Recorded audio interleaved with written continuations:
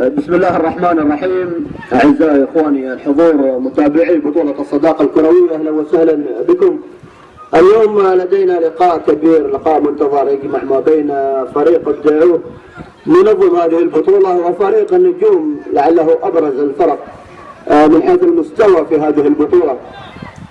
معي في هذا المؤتمر الصحفي الذي يسبق المباراة، على يمين الكابتن عبد المنعم السعدي مساعد مدرب فريق النجوم، ومعي كذلك الكابتن راشد البارحي مساعد مدرب فريق الدعوه الرياضي. ابدا مع الكابتن عبد المنعم. عبد المنعم، نبارك لكم الوصول الى هالمرحله، وتكلمنا عن فريق النجوم، استعدادات فريق النجوم لملاقاة المستضيف في هذه المباراة.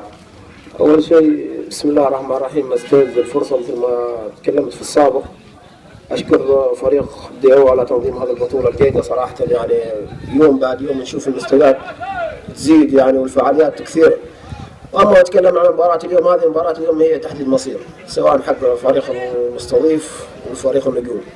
أما عن استعدادات فريق النجوم، استعدينا هذه الفترة كان في عندنا من جانب ركزنا على الجانب البدني والتكتيك داخل الملعب على الأشياء اللي تكسب لنا المباراة إن شاء الله اليوم.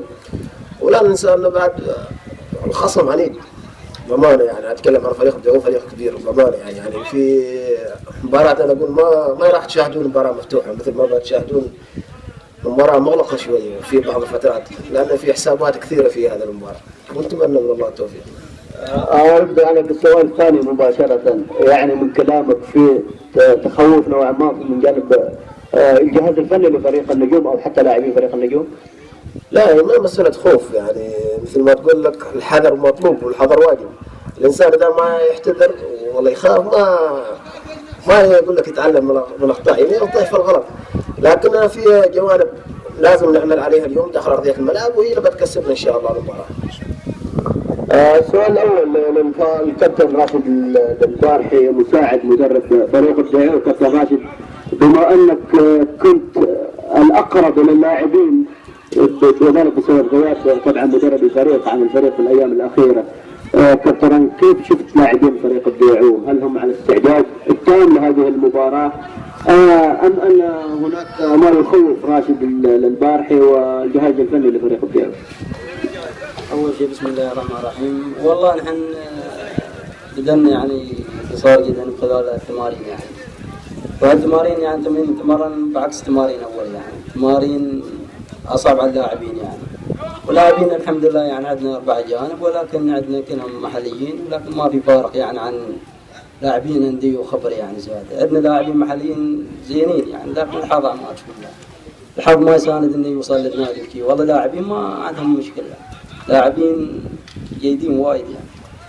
وبخصوص فريق النجوم يعني احنا تقابلنا يمكن قبل المباراة يعني في دوري، يعني فريق قوي ما شاء الله، تعادلنا يمكن 1-1 أيضا.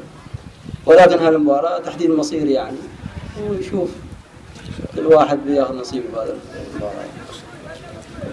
كابتن عبد المنعم، عودة إبراهيم في مباراة اليوم، غياب سميح، غياب بدر صالح، غياب الثنائي المرعب زكي عبيد وحارب السعدي، ماذا يمثل لفريق النجوم في مباراة اليوم هذا الغياب وعودة إبراهيم القلب النابض لفريق النجوم؟